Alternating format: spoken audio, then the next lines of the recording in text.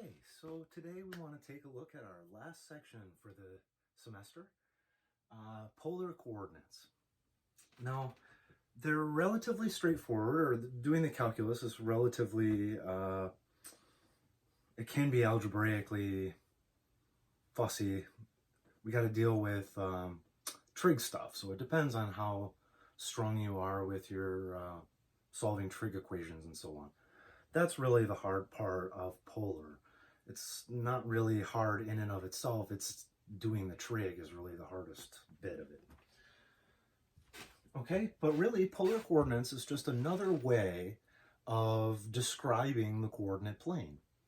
So what we're used to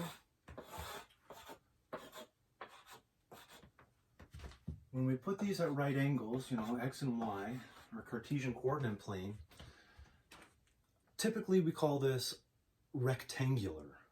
Okay, our coordinates are straight lines. They're all at 90 degrees to one another. So we call this rectangular. Now this has really served us well, right? We've been able to look at all of our functions and do everything that we've wanted to do so far up to this point in rectangular, fine. But things that aren't straight, particularly circles, are not fun, right?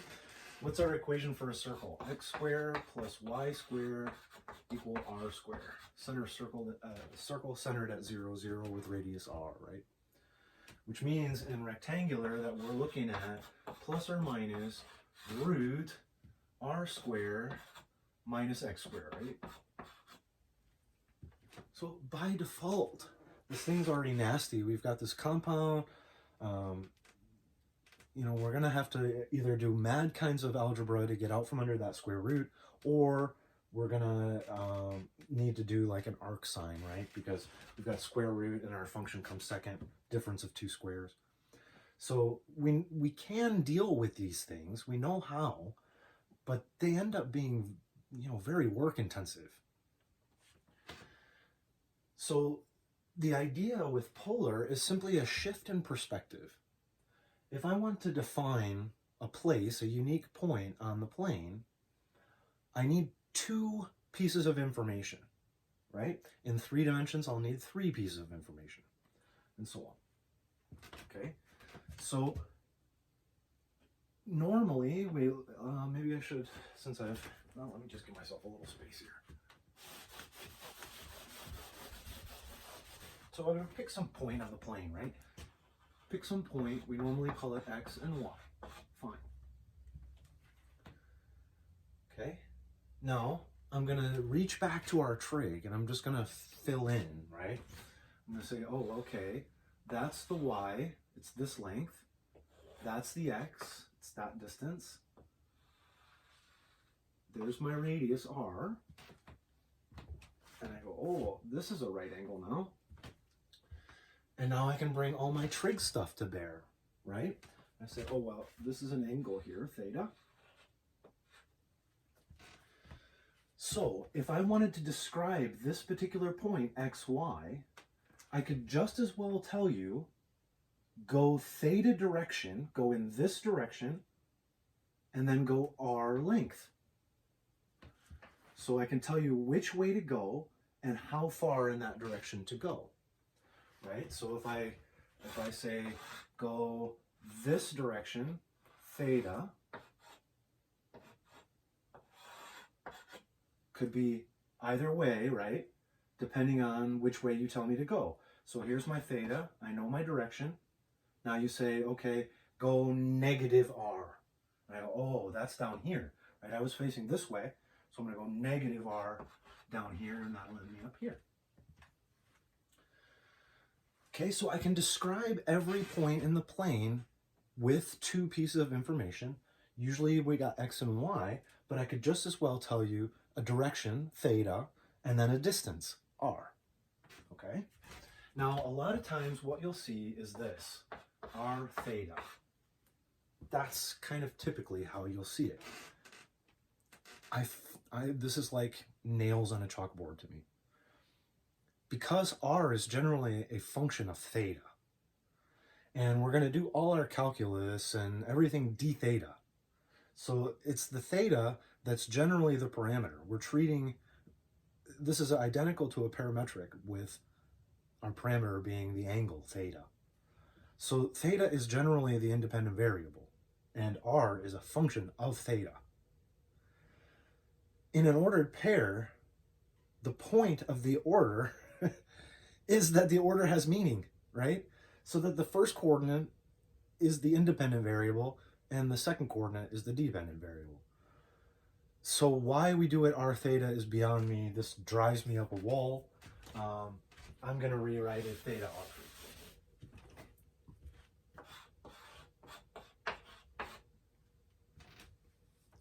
That's really, I mean, the point is that we can still describe the same point with two pieces of information. Their order, well, it matters because it's an ordered pair, but anyway. The issue, or one of the things that's at stake with polar coordinates, is the name or the representation of that point is not unique, right? If I have some theta, and I say, okay, well, here's my point, go theta negative r. You're over here, right?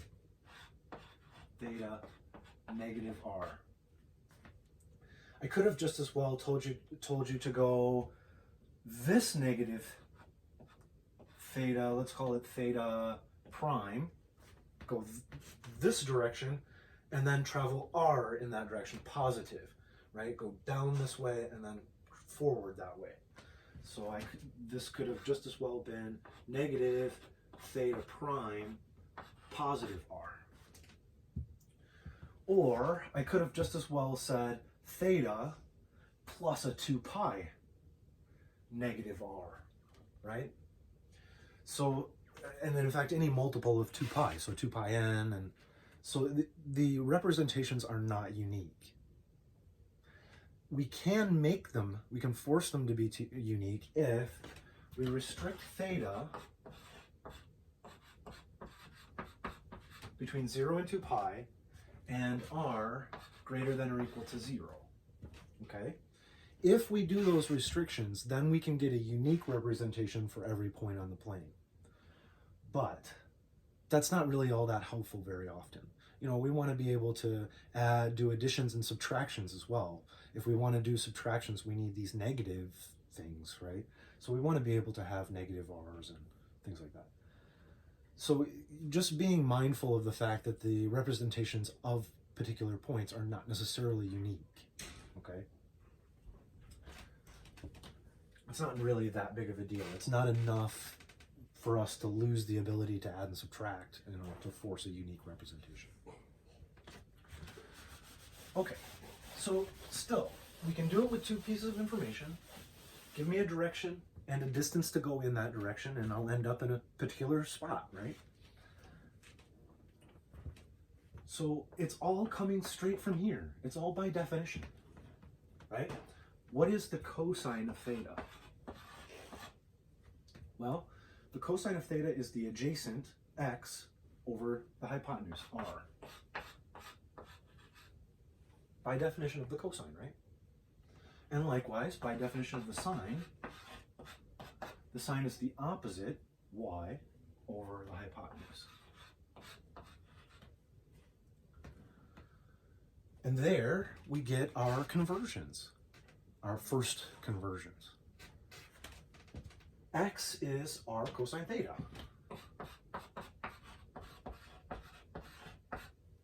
Falls right out from that definition, right? So x is r cosine theta, y is r sine theta. Okay, that's the conversion from polar to rectangular. If you give me some theta and some r, I just plug those in here. Plug in r, plug in theta, take the cosine, take their product, and that'll give me the x value. Same theta and r, plug in theta, take its sine, take their product, and that'll give me the y. Okay? So my inputs are the polar, and my outputs are rectangular. So this is the conversion polar to rectangular.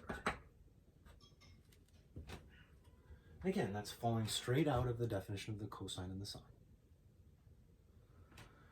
To go the other way, to convert from rectangular to polar, well, we need to figure out what's r and what's theta with x and y's as inputs.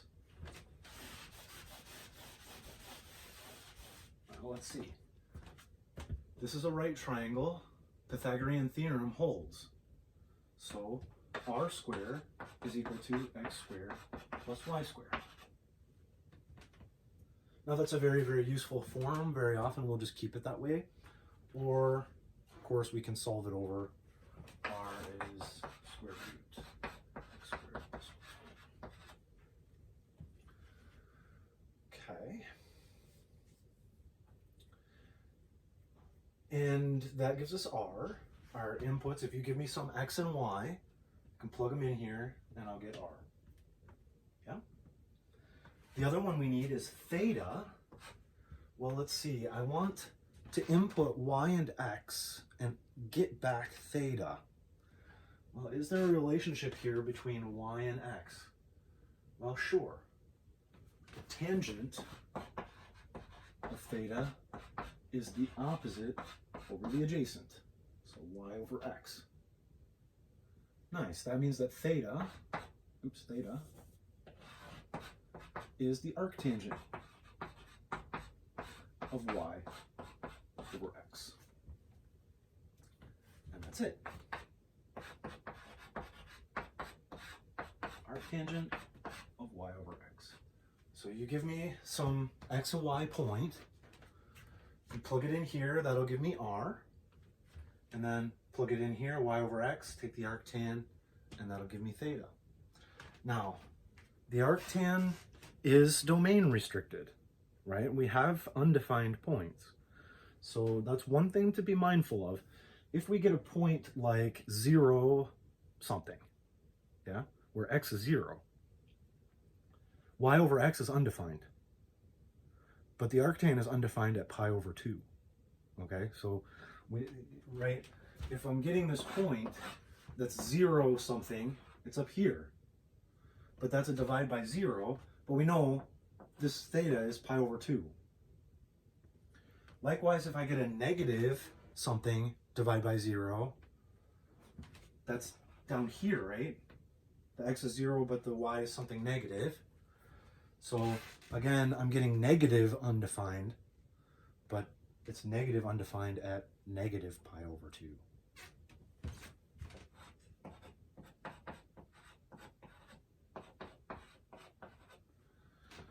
Okay, so those are some of that's the only really sticky business with our theta there is, you know, if our x is 0, we're in trouble because we got to divide by 0 there. So what do?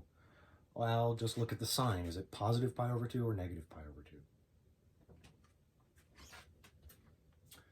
Nice. Okay, so those are the conversions from rectangular back to polar.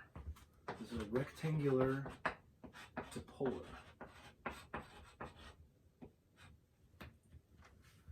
Okay.